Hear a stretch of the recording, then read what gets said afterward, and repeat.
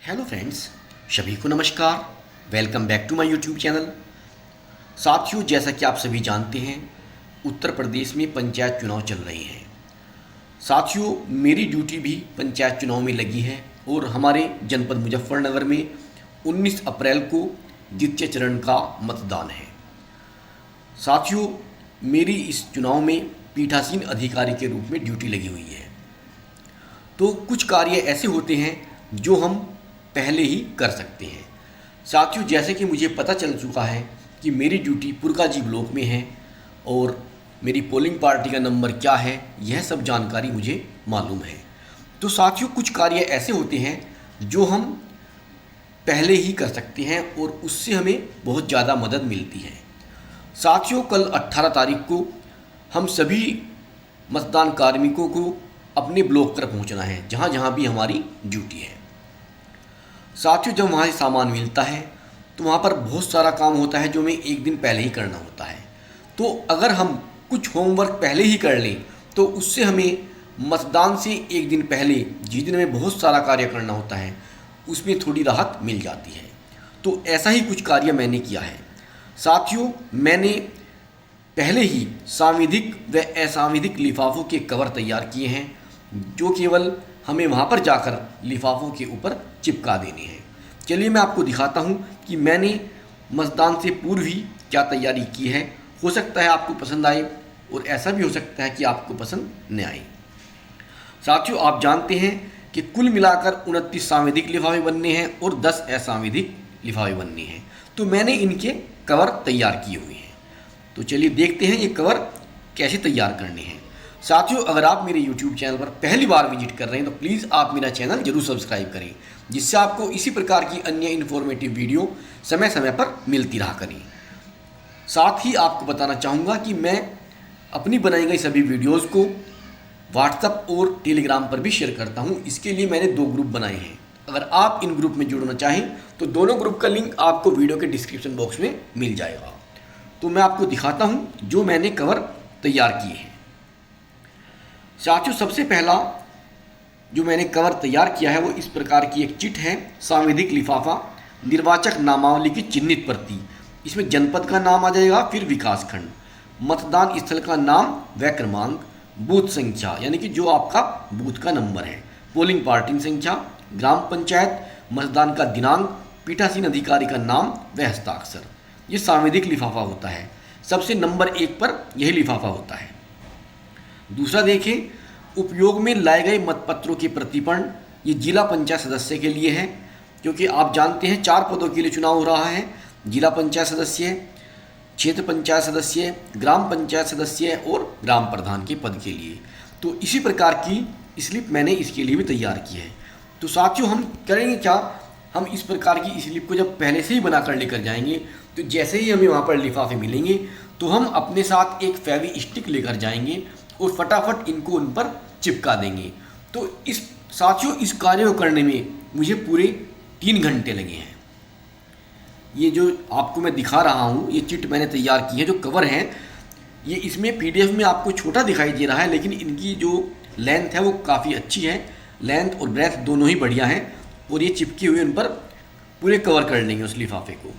तो ये दूसरा लिफाफा मैंने उपयोग में लाए गए मतपत्रों की प्रतिपूर्ण का बनाया है, यानी कि जो बैलेट पेपर हम यूज़ करते हैं, जो मतदाता को देंगे, उसके ऊपर का जो प्रतिपूर्ण रह जाता है वो हमें इसमें रखना होता है।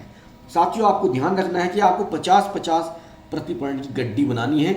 जैसे ही 50 प्रतिपूर्ण पूरे हो जाएँ तो उनकी एक गड्डी बना दें और उसको इसमें डाल दें लिफाफे में।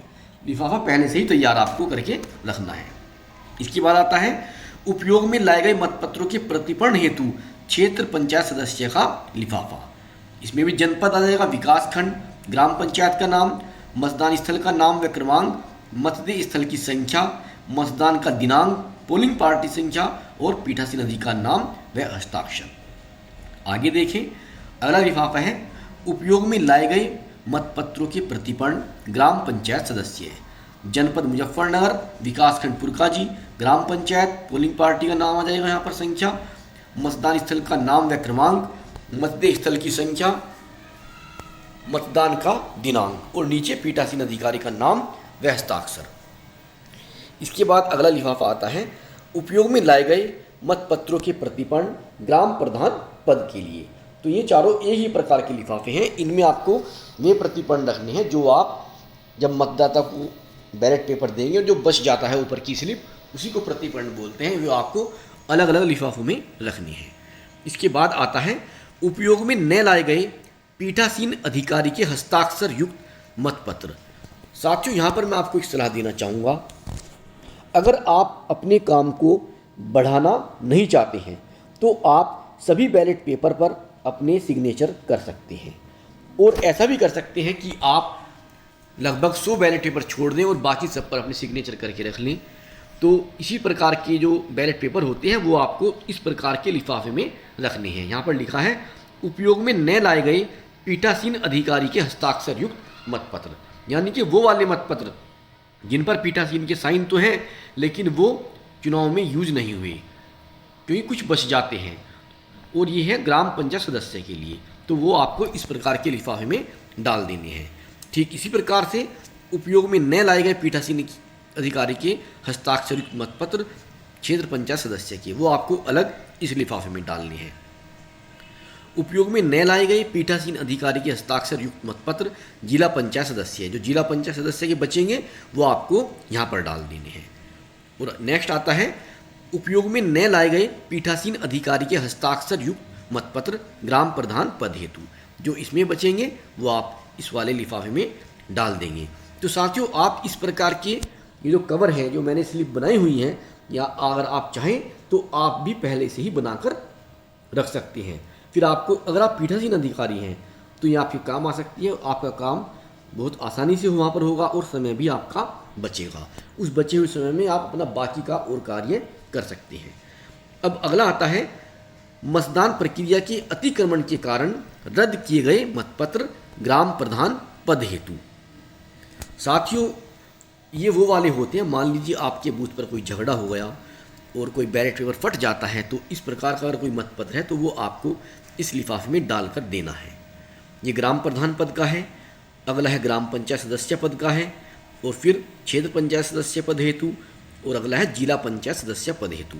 मतदान प्रक्रिया के अतिक्रमण के कारण रद्द किए गए मतपत्र, कि भगवान न करे ऐसी नौबत आई, लेकिन लिफाफा तो आपको बनाना ही पड़ेगा, ये नील जाता है, ये आपको नील कर देना है। अगला आता है अन्य रद्द किए गए मतपत्र। अगर कोई मतपत्र आपका रद्द होता है, मान लीजिए कोई कटा हुआ निकल गया, फटा हुआ या मिसप्रिंट टाइप का है, तो वो आपको इस वाले लिफाफे में डालकर जमा करना है। ये ग्राम प्रधान के लिए बनाया है हमने स्लिप, और अगला है ग्राम पंचायत सदस्य का, फिर क्षेत्र पंचायत सदस्य, और अगला है जिला पंचायत सदस्य। इसके बाद आता है अप्रयुक्त मतपत्र ग्राम प्रधान पद हेतु। ठीक इसी प्रकार से अप्रयुक्त मतपत्र जिला पंचायत सदस्य पद, नेक्स्ट आता है क्षेत्र पंचायत सदस्य, और अगला है ग्राम पंचायत सदस्य।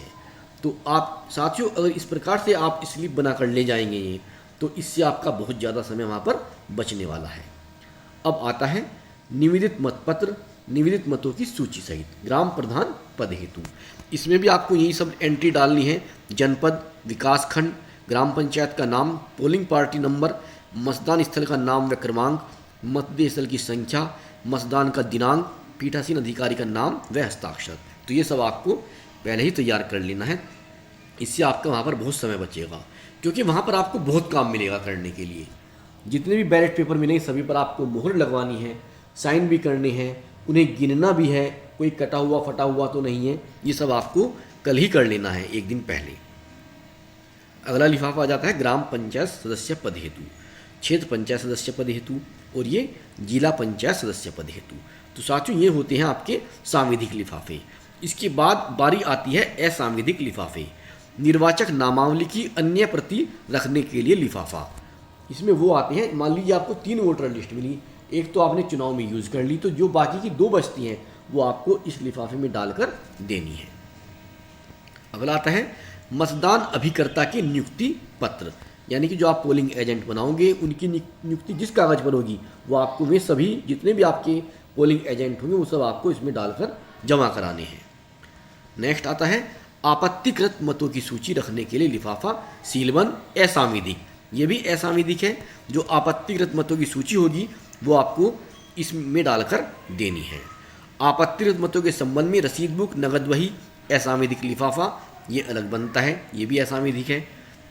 निर्वाचन कर्तव्य प्रमाण पत्र रखने का लिफाफा असांविधिक। साथियों, निर्वाचन कर्तव्य प्रमाण पत्र मैं आपको बताना चाहूँगा कि होता क्या है। मान लीजिए कोई ऐसा आदमी है जिसकी अपने गांव में वोट बनी हुई है, लेकिन वो बाहर नौकरी करता है और वो नहीं आ सकता है। तो साथियों, एक प्रक्रिया होती है, इस प्रक्रिया के अंतर्गत वो अपने घर के किसी एक मेंबर को अपना वोट डालने के लिए अधिकृत कर देता है और वो आदमी उस अधिकृत लेटर को लेकर बूथ पर जाता है और बताता है कि ये लेटर है मेरे पास और मुझे फला आदमी का वोट डालना है। तो अगर इस प्रकार की कोई कंडीशन आती है तो जो लेटर लेकर आते हैं वो आपको इसमें डालकर देना होगा। तो ये होता है निर्वाचन कर्तव्य प्रमाण पत्र। अगला लिफाफा आता है आयु के संबंध में निर्वाचकों की सूची व घोषणाएं। साथियों, ये भी एक लिफाफा होता है। अगर कोई केस ऐसा फंस जाता है जहाँ पर जिस पर आपको डाउट हो कि आदमी 18 साल का नहीं है, चुनाव में जो इसका आईडी लेकर आया आपको संदेह है उस पर, तो आप इस प्रकार की घोषणा करवा सकते हैं कि भाई आप लिख कर दीजिए, या उसका कोई फैमिली मेम्बर लिख कर देता है कि नहीं इसकी आयु ठीक है और ये चुनाव में वोट डालने के काबिल है और इसकी जो आयु है वो पूरी 18 वर्ष हो चुकी है। वैसे इस तरह का कुछ होता नहीं है, आपको इसको भी नील ही भेजना होता है। अब आता है अन्य घोषणा रखने के लिए लिफाफा। कोई अन्य घोषणा होती है तो वो इसमें डाल देते हैं। नेत्रहीन व दिव्यांग मतों की सूची व साथी की घोषणा असांविधिक। इस प्रकार के जो नेत्रहीन लोग या दिव्यांग आते हैं उनकी जो मतों की सूची होती है वो इसमें डालते हैं और ये लिफाफा उन्हीं के नाम का होता है। अब आता है प्रयुक्त एवं क्षतिग्रस्त पेपर सील रखने का लिफाफा। साथियों, मान लीजिए आपको पेपर सील मिलेंगे कल 3, उसमें से आपने एक यूज़ करी और वो आपसे यूज़ करते समय क्षतिग्रस्त हो जाती है या वो फट जाती है, तो आपने यूज़ भी कर ली और वो क्षतिग्रस्त भी होगी, तो वो आपको इसमें डाल कर देनी है। अगर ऐसा होता है तो कोशिश करें कि ऐसा न हो और ये आपका नील ही जाए। आता है अगला अवशेष पेपर सील रखने के लिए लिफाफा। जो आपकी बची हुई पेपर सील होंगी वो आपको इसमें डालकर देनी है। तो साथियों, इस वीडियो को बनाने का प्रयोजन सिर्फ इतना है कि अगर आप चाहें तो आप भी इस प्रकार की जो ये हमने कवर बनाई है, स्लिप बनाई है, आप भी ऐसे ही बना कर रख सकते हैं। आपको जाकर वहाँ पर केवल इन्हें चिपकाना होगा और कुछ भी नहीं है। बस इसमें 2-4 एंट्री भर लेंगे आप, जो मतदान स्थल का नाम, आपका बूथ नंबर क्या है, ये सब डालना होगा। केवल आपको किस गांव में आपकी ड्यूटी है वो डालना होगा। तो साथियों, आपको हो सकता है ये वीडियो पसंद आए, और अगर आपको पसंद आए तो इसे आप लाइक ज़रूर करें और अपने अन्य साथियों को भी शेयर करें। तो साथियों, इस वीडियो में इतना ही। मिलते हैं आपसे बहुत जल्द अगली वीडियो में। धन्यवाद।